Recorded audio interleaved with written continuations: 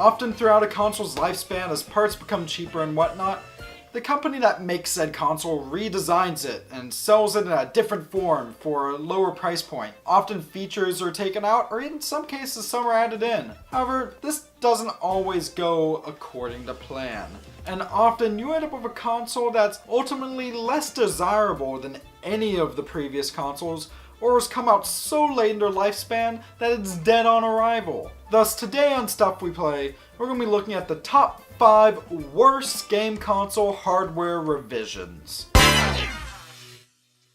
Let's start off this list with the most recent of these horrible blunders, the Wii Mini. Now, when the Wii first came out, it was an amazing console. You could play such games as Wii Sports, and that was really what most people only used it for. And later games like Mario Galaxy and Mario Kart. And sure, the online features weren't great, but they were there. And not only that, but you could play GameCube games, and you could download games from the Virtual Console service. So, a few years ago, when the Wii U was released, Nintendo was like, let's make a budget version of the Wii, even though you could already buy them used for $50 at GameStop. So they unveiled the Wii Mini, a sexy black and red console that, along with not having GameCube support, granted that had been dropped in Wii revisions a few years prior, also couldn't connect to the internet. A console released in 2012 or so that could not connect to the internet. A console released in 2012 or so that could not connect to... This thing was dead on arrival. In fact, originally it was only released in Canada, probably because Nintendo expected it wouldn't sell,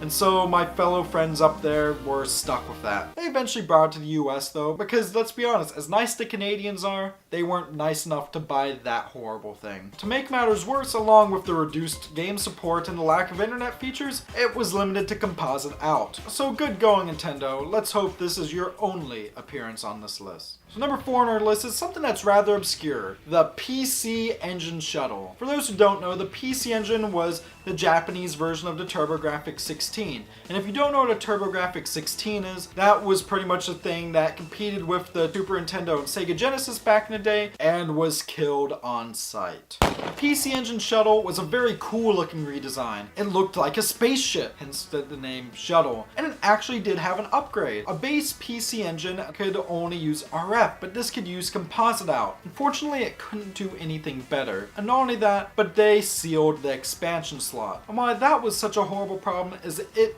made it incompatible with the PC Engine CD, which was a huge selling point in Japan. So in hindsight, the PC Engine Shuttle wasn't a bad console revision per se, more so just a badly timed one. Now, the number 3 spot on our list goes to a console that's technically not official.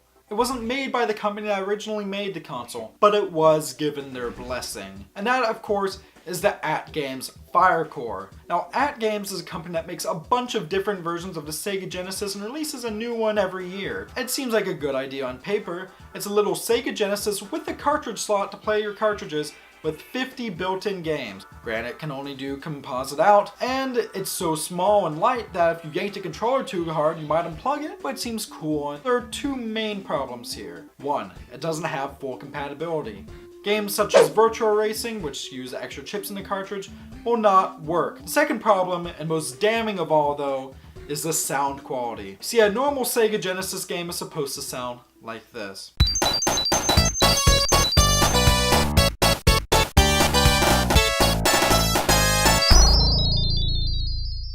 And this is what it sounds like on a Firecore.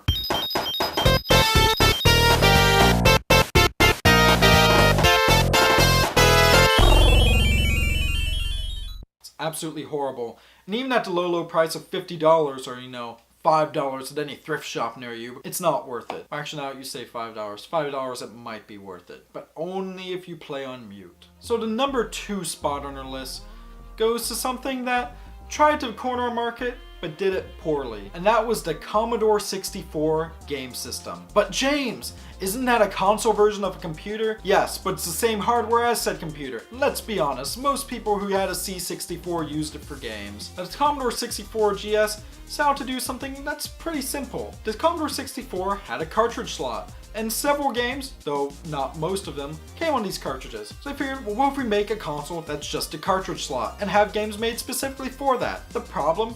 cartridges are more expensive than floppy disks, and many games are just ports of the floppy disk version. The problem with putting a computer in a console shell is that some games required you to press certain keys in order to start them, and some of those games were released in cartridge. Thus you had a game console that had games being sold for it that you couldn't even get past the title screen on. Before we get to number 1, let's recap this list with our entries so far.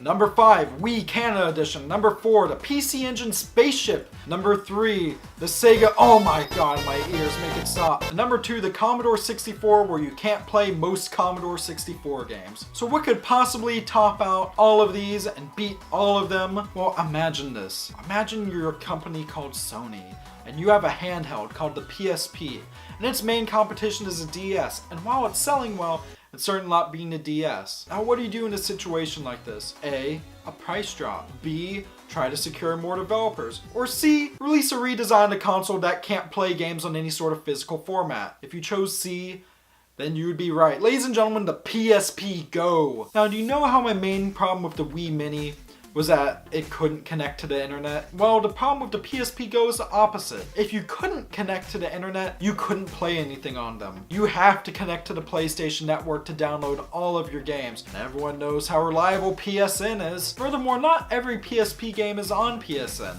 Mega Man Powered Up comes to mind. That's one of my favorite games of all time. And by the way, if you haven't played that, it's totally like Super Mario Maker, but, you know, Mega Man. As you can imagine, a console like this didn't bode well. I nearly bought one, but then I remembered I live out in the country, and country internet is horrible. Rounding out this list is a PSP that can't even play any physical PSP games. I don't know, at least it had a really cool slide out design, I guess. So with that, thank you very much for watching. What do you think was the worst console redesign of all time? Leave it down in the comment below, and remember if you enjoyed this video to like and share it with your friends, and to subscribe to Stuff We Play for more weekly videos and vlogs and cool stuff like that. And with that, remember to stay classy, and I will see you next time.